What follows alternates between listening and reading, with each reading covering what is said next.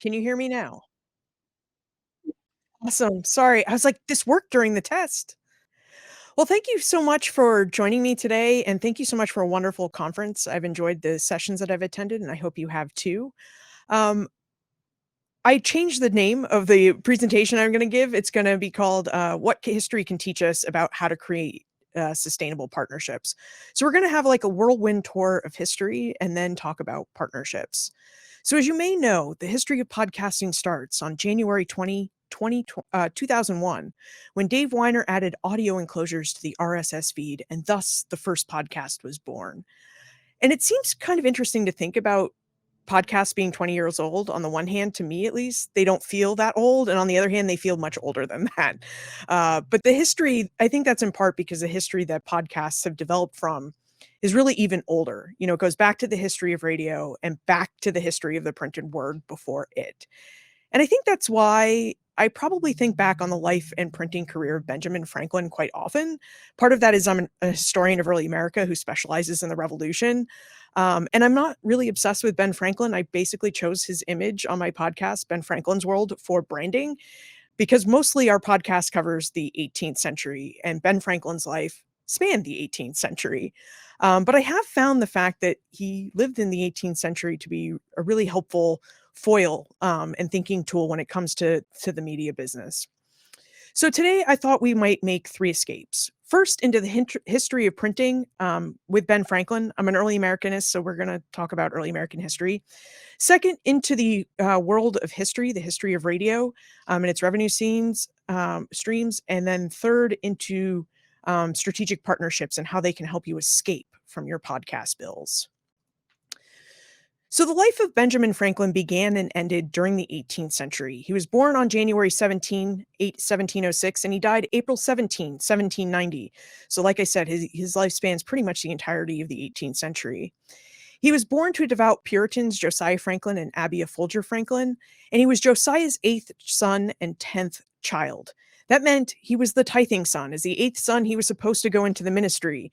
But Franklin had other ideas, and the cost of schooling back then um, made it cost prohibitive to send Franklin to school if he was not actually going to go in the ministry.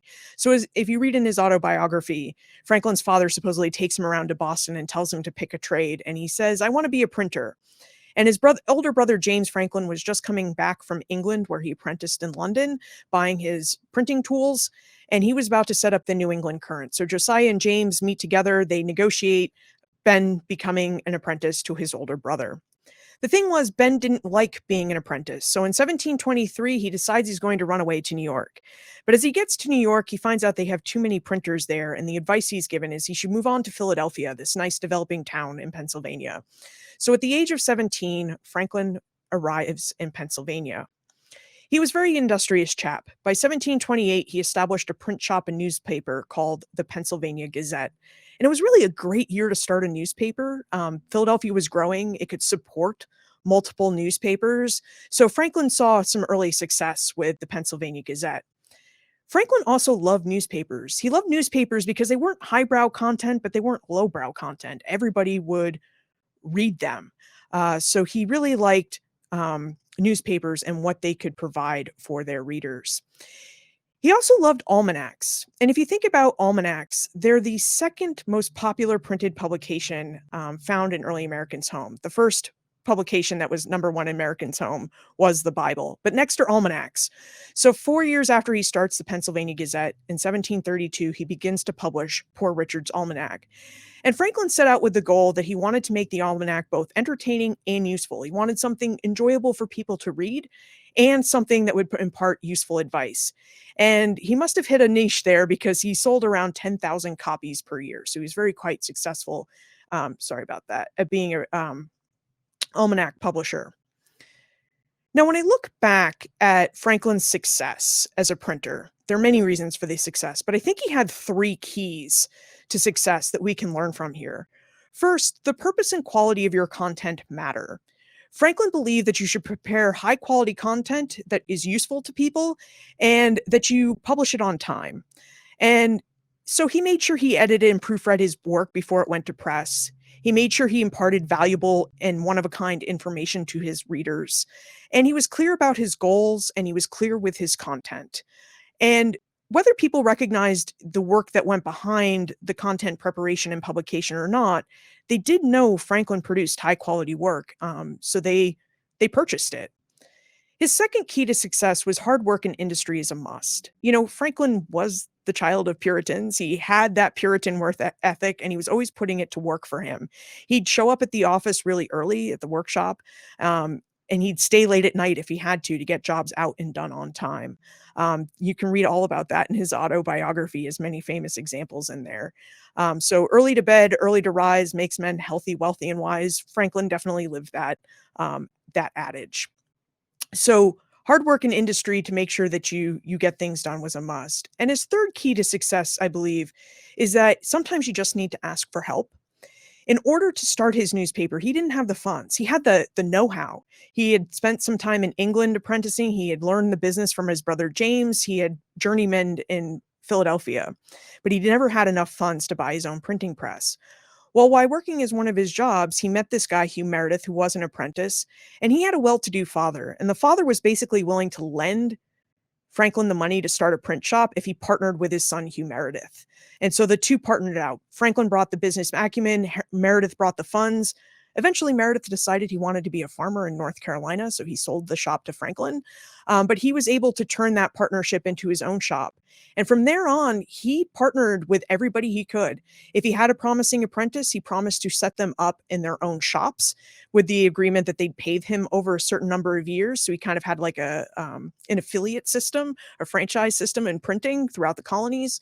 He also partnered with other print shops in the New England and the Northeast, where he said, I have published this book, and this book, and boy, I have like 10,000 copies of the almanac here. Would you sell them in your shop? And in exchange, I will take this thing you've printed, that thing you printed, and I will sell it here in my print shop. So he's always looking to forge partnerships. And that's something, after we talk a little bit about the history of radio, I'd like to talk about in more depth. Franklin really knew what he was doing. The man retired at age of 42. He was able to retire from the printing business completely because he had enough income coming in and had made enough income in the past. So he was a success. The next thing I think we need to talk about if we really want to understand podcasting is to talk about the history of the radio business.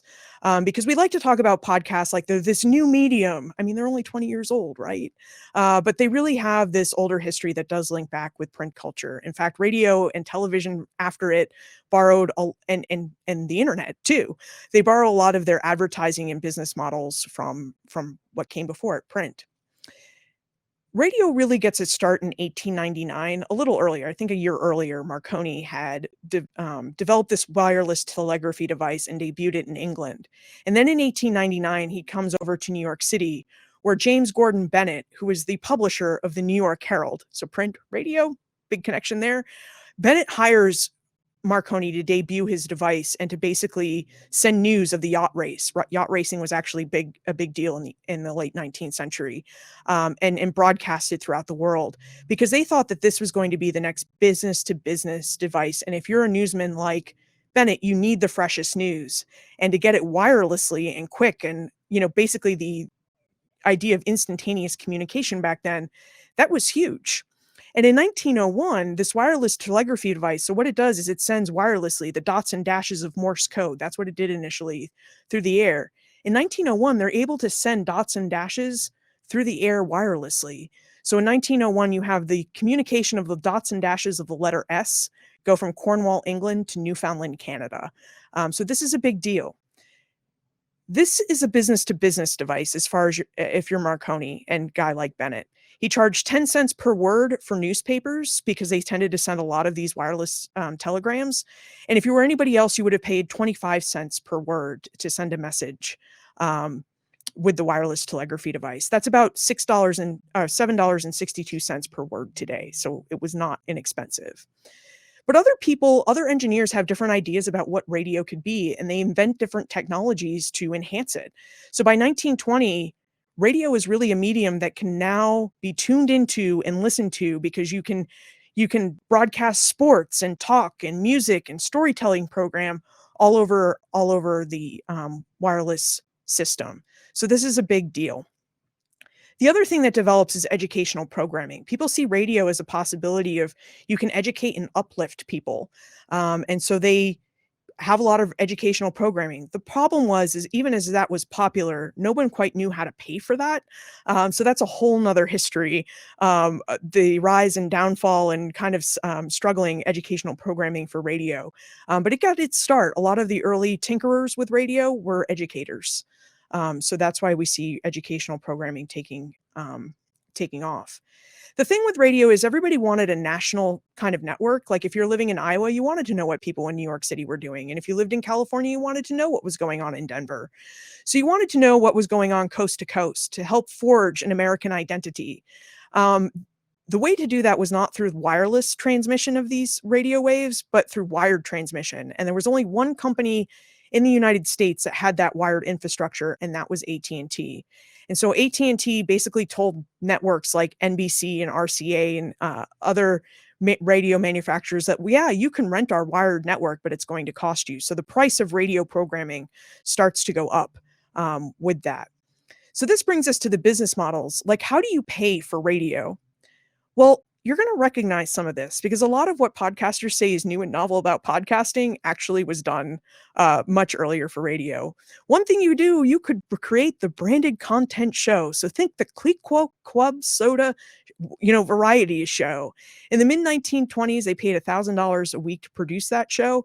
It did wonders to raise awareness about their brand, even though the radio show had nothing to do with their brand. That by 1933, they were spending $2,500 a week to run their show. That's about the equivalent of $47,300 today per week. But the brand recognition was great. Surprisingly, radio was actually very slow to adopt direct advertising in their programming. So before they had the in-between show ads and then, what we would think of as the mid-roll and pre-roll ads of today, they had to really debate direct advertising, but they adopted, of course, and that's where you get like your mid-roll ad reads. Live performances, we like to talk about the live podcast, and they're a lot of fun and they're really great, but they're not new. Grand Ole Opry in the National Barn Dance Show in the 1920s and 30s was going on. People were crowdfunding shows, especially for education, and there was talk of tax dollar support. Now, I think we know if we live in the United States, we do not fund our media the way through tax dollars the way that Great Britain and Canada do with the BBC and the CBC. But there is some tax support. It just never came off as a popular model. Also, it's important to know that in the 1920s and 30s, as we're thinking about business advertising and things like that, that's when the stats obsession started. So it wasn't about downloads back then, but it was definitely about like, how many listeners do I have and how can we gauge that? People become obsessed with numbers.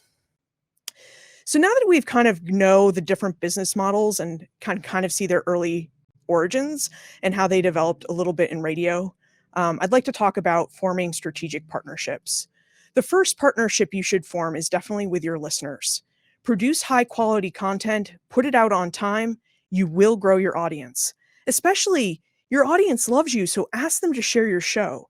I attribute like almost all of Ben Franklin's, astronomical growth in audience to listeners because I just ask them to share the show. They email me. I say, thank you for doing what you do to share the show. I ask them on the show. So I never ask for ratings and reviews. I find that asking listeners to share the show is much more beneficial to the podcast. Another way you can partner with your listeners to help fund the show is by creating a membership or subscription model. So think supporting Cast and Glow, which are white label services that allow you to like run your own Slate Plus type of membership program. That's what Ben Franklin's World does, where we put the emphasis of you're helping us produce the content we're producing. And in exchange, we'll give you ad-free episodes and a monthly short bonus episode. There's a Patreon membership model. That to me has always emphasized like become a member and you get all this exclusive content and swag. And I think that's great if you have the time to produce that. But crowdfunding takes time. So if you're thinking about it, think about different content that you could be producing now, like extra listener questions that you can't answer on your show, but listeners asked that you could kind of cut and put into its own segment and release as a bonus episode, things like that, for when you're ready to do this kind of financial partnership. Another way you could partner is with a network. A lot of networks will draw you in by saying, we'll help you grow your audience and we'll help you with your ad buys. They're incentivized to help you with your ad buys. So it can be a really great way to grow your audience and to kind of bring in revenue that way. You just want to be careful of your intellectual property. Make sure it's still you who's owning the podcast and controlling your RSS feed. If the networks start to ask for too much of that, you really need to think carefully what the price of joining that network is versus the benefit of that. So just something to be aware of. But that is a partnership you can make. The more you can grow your audience, the more opportunities you have to partner with listeners and to partner with other organizations and businesses to financially help support your show. You can partner with a business. You could ask a corporation to sponsor your entire show, or maybe just a series or an episode. You could get involved with affiliate marketing. Lots of people do that with Amazon and now bookshop.org, especially a lot of us who have book-based podcasts. That's really beneficial. You could also have a live event at a corporate venue. So have a meetup or do a live podcast at a local beer garden or something. Local radio stations used to be owned by corporations like the Wanamaker's department store to bring customers in. So why not use that bit of history to your advantage and partner with a business? But the partnership that gets me most excited is with organizations. This is the route I took with Ben Franklin's World. So of course I'm naturally partial to it. Basically, I'm in a partnership with the Omohundro Institute of Early American History and Culture at William & Mary.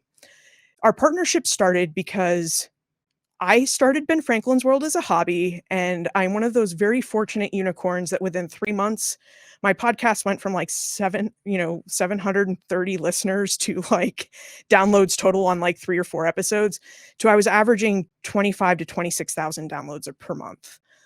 So that took off. The audience continued to grow from there. And then all of a sudden I had what I call business side of history problems. Guests were approaching me now to be on the show.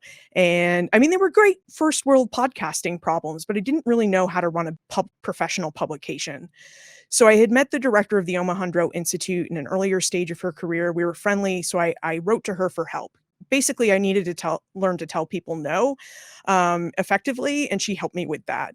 From there, we started talking about ways that the podcast could partner with the OI because they were starting to get interested in podcasting. And before I started a podcast, I had researched it for 18 months. So I was pretty much nerdy on this and could answer all of their questions.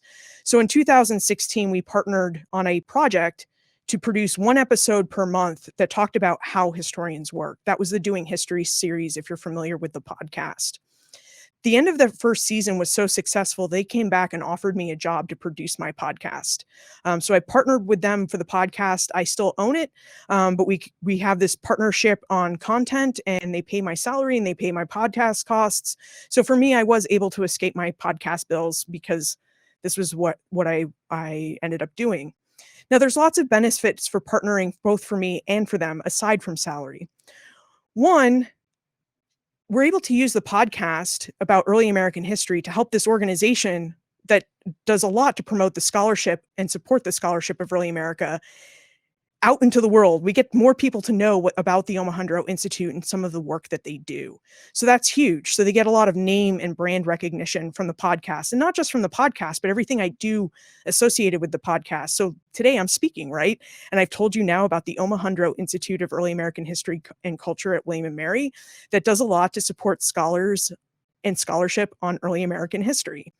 Meetups, those are another good way to get the word out about the OI. I always bring swag that has some of the OI's name on it. And social media, I'm always mentioning them. And this was in addition to the fact that the OI is already a big publisher. They publish the Journal in Early American History and Culture. They publish books. They have live events. They publish podcasts now. Doing History was a 4-season series on Ben Franklin's World, and they've now spun it out into their own show. I mentor graduate students and take part in their scholarly community. I bring their name to scholarly organizations and conferences that I go to just in the course of being a historian and in the scholarship. And I add skills to their toolbox. They didn't know how to present audio before. In exchange, they've been able to help me. They are the organization in early American history. And so I was able to get access to even bigger name historians than I had on my own. So historians that might have been reluctant about a podcast said yes, because it was basically an ask from the OI. I have access to bigger grants. The NEH has money for podcasts. Other big grant making institution has money for podcasts, but it's limited to organizations that basically have a grant administering department. So they won't actually grant money to individuals, but they'll grant to organizations. The OI has that department, so I'm able to have access to those grants and can apply for them. Early on, when I started in 2014, no one knew what a podcast was. They thought it was kind of crazy that I was doing this. They didn't take the work seriously, but now with the OI's name, I had some scholarly legitimacy in doing that work. I know the landscape has changed and not changed from where it was, but now a lot of historians and scholars will see podcasts the way that we do them as scholarly work. And I have better access to research materials. With my affiliation to William & Mary comes library access, which is huge, which enables me to do my own work. So there's lots of benefits. Just quickly now, because I do want to get to questions, I just thought I'd provide some tips on how to approach a potential organization partner. A lot of nonprofits need a podcast, but they don't have the personnel, staffing, knowledge, or equipment to do it. This is where you come in. You can approach them with a helpful ask. Maybe initially you just ask them for an interview and you get their work out there. And when it's successful and you have some stats, maybe you approach them with a bigger project, a series you want to do, or an episode that they could be involved with. You can also ask them for help. Remember, one of the ways I got in with the OI was asking them for help about how to run a professional publication, how to turn my hobby into a serious publication job. You may need to start small. That may not be necessary. We started with a conversation and then a series. You may just start with an episode and then a series. You may jump into a series. You'll get a feel for the organization when you do some research and start to interact with them. One thing is you don't really want to overpromise. So don't, promise an organization that the podcast will be self-sustaining and whatnot. We're still not making money on Ben Franklin's World. In that respect, it's not a hobby, but it doesn't make money. So make sure you don't overpromise on whatever work you're going to do with an organization, but definitely approach organizations and see what you can do to help. I do suspect, and this was addressed in one of the earlier panels about academic podcasting, that we are going to see more jobs for scholarly podcasters. Mine was one of the first, if not the first, but humanities need a lot of help and they need a lot of positive press, and universities and other educational and historical organizations are starting to realize that. And I think they really will start to hire their own podcasters because they want to produce high quality content. And you'll know how to do that. So I can't say when those jobs are coming, but I really do have a sense that they are coming. So just try and be a little bit patient there. I think that's about it. That's what I wanted to just kind of talk to you about is, this long history. If we know this long history, we know ways that we can innovate. We know where we've been. We know what kind of works and doesn't work for our media. And I think one thing that would really work for history podcasters and other humanities podcasters is partnering with your listeners first and other organizations second. So sorry, that was a whirlwind tour. I know I went fast, but hopefully you have a lot of questions and we can kind of go into more depth there. Yeah, no, I tried to mention that.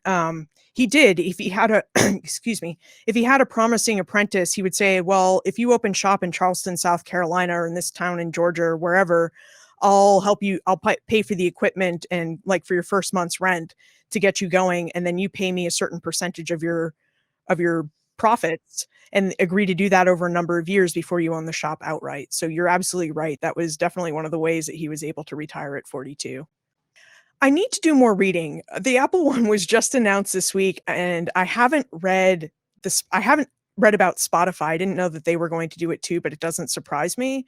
My understanding is it's going to be a lot like Supporting Cast and Glow. So we use Supporting Cast. If you want to see what that looks like, you just go to benfranklinsworld.com/subscribe. And that's the page. It looks like I own the page. It's what they call white glove software, white label software. So it means that they can make it look like my branding. But what I love about that particular software, it's run by Slate. And what they do is they make it really easy for people to subscribe. So once they have inputted their name and their credit card number, it pops up a button with many buttons actually, and it says, where do you listen to your podcast? Overcast, Apple, Spotify, and basically you can just hit the button where you subscribe and it uploads their premium RSS feed there. So if they stop paying, they stop getting the content too. So it's an easy automated way to do that. And I imagine the Apple one, they're pretty savvy, will work like that, but probably just in the Apple app. So that may be something that we want to do as well, because I think it's still like 60 or 70%, between 60 and 70% of podcast listeners still listen through Apple Podcasts. So I think it's definitely worth checking out. Yeah, it's definitely, I think in India, Ghana is the number one podcast listening thing, so, yeah, it'll be interesting to see, and also, you bring up a good point. It'll be interesting to see with Apple if you can earn money in different countries rather than just your home country, which is, I think I can do that with supporting cast, which is what we're using, but I never really looked at it. Ben Franklin's World is what I would call a book-based podcast. We do some narrative series and original work, but we started as interviewing scholars about their books. I do a lot of work to try and get historic sites. Surprisingly, they are very tough for me to get. Even with my public history connections, there's a lot of reasons we could go into that about later. But book scholars with books are the easiest guests to make. And when I decided I was going to do a weekly show, we were weekly for over 5 years, over an hour of content. The easiest way to produce that content was to talk to scholars. And at that time, I think the only other podcasts that were interviewing scholars was New Books Network shows. Nobody was really doing that, and no one really had a show about early America. So now there's a bunch of history shows, right, where people interview people with books. But that's what I mean by a book-based podcast. I don't know. I mean, I think it is way for the listener. I don't think that's necessarily the way as a content producer feel about it, in my experience, but I could see how that would be for the listener. Although if you're doing it right, it should sound more like a conversation. If you have an interview-based show, I think it should sound like a conversation. Um, and I don't know how much that happened in that realm of Paris in the 12th century. Um, yeah, I could see that. Yeah, in terms of listeners, I use what most people use, which is the download average on your new episodes, and I'm conservative about it. Rather than measuring it from 30 to 45 days, rather than going to 45, I go 30. So that means in Ben Franklin's World, we average about 16,000 downloads per new episode. So our back catalog, I just set out episode 300, the official episode 300, but because I never numbered bonus episodes, it was like episode 315. So we have too many to look at that monthly overall number. And that's what advertisers and organizations would be most interested in, I think, is how many people are like listening now. So I know that you cannot equate one download with one person. If you really study your stats and look at the ways that which different aggregators and whatnot are bringing in different downloads, I think you can get a better figure. But I think as long as you use that monthly metric, you're okay, and you're doing it. Again, make sure that you have IAB stats and that sort of thing. But I think most of the hosts now are certified with that. So that's what we do. But I also measure engagement in different ways. How many emails did I get this week? How many people reach out on social media? How many people show up to a meetup? I had people in Colorado when we still, could get together in person. I had like 25 people at that meetup, and most of the people drove like 3 and 4 hours to come to Denver to meet me. And it was like, this is insane. But that's a good way to gauge like audience metric, audience engagement. I don't know what the link is, but it's supporting cast. CAST. I think it's supportingcast.com is what they have. And they've started to advertise more places, but they basically took the software they used to do Slate Plus and they made it a service that people could use. So they've turned kind of like Amazon turning whatever they used to publish the Washington Post and then made that software the framework that they could sell to the LA Times and other places to produce their online newspapers. Look, I wish I had great things to say about that. My answer is definitely no. Um, I mean, the reality is, right, a lot of us don't I don't do this to make money, but we have to think about money. Like, even if this is a hobby, and Ben Franklin's World started as a hobby, right? We at least have podcast hosting costs to do, right? Consumption of content is free, but production of content is decidedly not free. And I do think that to make it, even if you're willing to do all the labor for free, right? Um, you need to make some money to host. So I think it's important. That's why I chose to talk about money today. I think we need to talk about that. So I know that was a joke, but no, you're not going to make money. I have not spreadsheeted out my engagement. I have like the nerdiest of nerdy download spreadsheets. I have a Google spreadsheet that has multiple pages and I have different weekly, I have different stats. I don't do it as like a vanity project. Like at first I was super excited, but I have to say by like, I mean, I'm finishing up my 7th year in podcasting. I would say by like 3.5, I was kind of over it.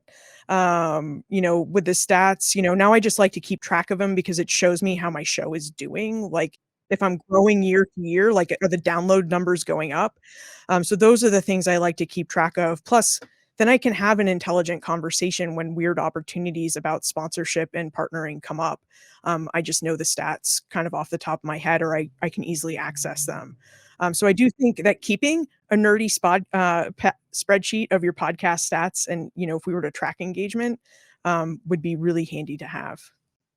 I think that's an interesting point, and I didn't bring it up, but we haven't because of COVID. But when life kinda gets back to normal, every other year, it's been our practice to survey our audience, and you can tell, like, that they listen, and you can get metrics like 64% of people who listen to the podcast have bought a book or visited a historic site because they heard about it. Like, you can't get that from download, right? But you can get that by directly asking your listeners. So I do think direct to listener, surveys is important. You can pay SurveyMonkey, for an in-depth thing. We did it for like 2 months and then we stopped paying for it, because those stats are important, too. And then you can take those to potential sponsors or partners and say, look, we have this incredible thing going on with our listeners. Wouldn't you like to be a part of it? I always think of the listener. I mean, I design all the content for the listener first. So all of our episodes, even the ones that are in like the little series, they all stand alone. So my colleague Holly White and I, we just finished producing a 2-episode series that's going to start airing Tuesday on the history of we call it from inoculation to vaccination. So the first episode will be the history of smallpox and inoculation. And the second episode on May 11th will be about the history of vaccination. And these are special narrative episodes. So they took us boku hours to produce. Um, but even those episodes, even though they're attached and they make sense together, they really stand alone, and tell the story apart. So that's kind of how I do it. Like I want listeners to be able to skip around. There are some crazy people who think they should listen to every episode. And I truly appreciate that. And I love the emails when they say that I've listened to every one of your episodes. And it's just like, it's mind blowing to me. I figure like I'm the only person who's done that. Um, but I don't look at those numbers differently, but I guess that to answer your question, that is why I tend to pay more attention to that monthly stat on new episodes than I do to the full catalog.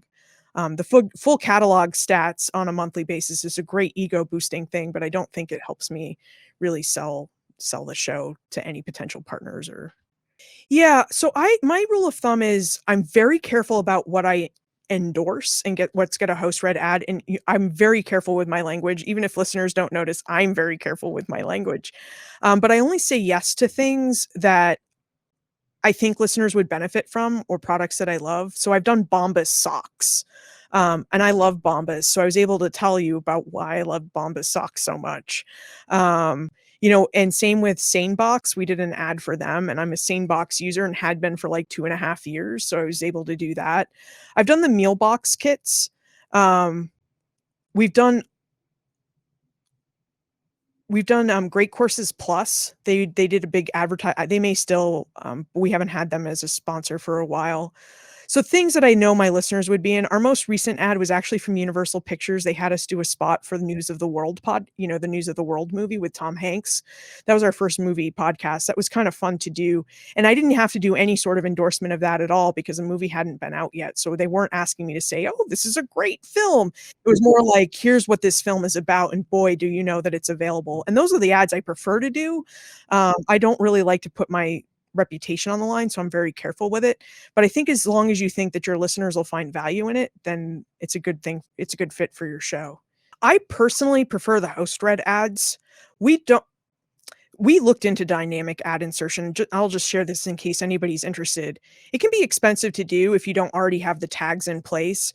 Plus, then you have to go to your hosting service. We host with Libsyn, and you have to go from like their $20 a month plan because we get the expanded stats. We're on that plan. But you have to go from that plan to say like a $500 a month plan because then they charge you for the different speeds of it's not the speeds, but it's like the amounts of data that basically go across their network. And we have a lot of downloads, so that's expensive. But to just get access to have that technology put in, and when you look at how much money you make for a dynamic ad insertion, it's never as much as a host read ad. Like it's like pennies on the dollar type of an ad. You'd have to have really huge numbers in your audience, I think, to make that pay out for you. And so it did not make any economic sense for us. So I like the host read ads. I'm always able to tie a bit of history in and make it even more valuable to my listeners from whatever history, I can put in. So that's my personal preference. Yeah, it's a really so I've been thinking a lot about archiving. I don't know if you've run across there's a archive this podcast project that was run out of like New York Public Library and some other funds. And they did a big media push and produced like an e-magazine that I read and made me really think about it. I have every piece of like every draft of every episode and piece of audio is backed up on Dropbox, on a local big hard drive. Um, and the final episodes are backed up Dropbox on the final hard drive and in Libsyn. And I've talked to Libsyn and they basically do a lot of they do all the maintenance as long as you host with them and you're paying even if you've archived your podcast and you're paying the $5 a month for your hosting service, you're still getting, you know, whatever needs to happen. I'm sorry, I don't know the technical aspects, but whatever needs to happen to keep those files good and from decaying. They do have in mind, I do work with the Omohundro Institute that actually works in the SWEM library at William and Mary. And I have it, the next time the economy is good because this stuff costs money, I have it in my books that I want us to talk to SWEM library about building a digital podcast archive and keeping our files with William and Mary. And again, that's just because I've done a lot of work with the Omohundro Institute and that's their home base and that's where their records are. So I think it makes a lot of sense. So I do think about it. I haven't done anything more than do the backups that other people are doing. But I do think it's something that we need to think about, especially when you are an educational podcaster, because as you guys have pointed out, we produce evergreen content. Our content is never not relevant or good. So I think archiving is something we should think more deeply about.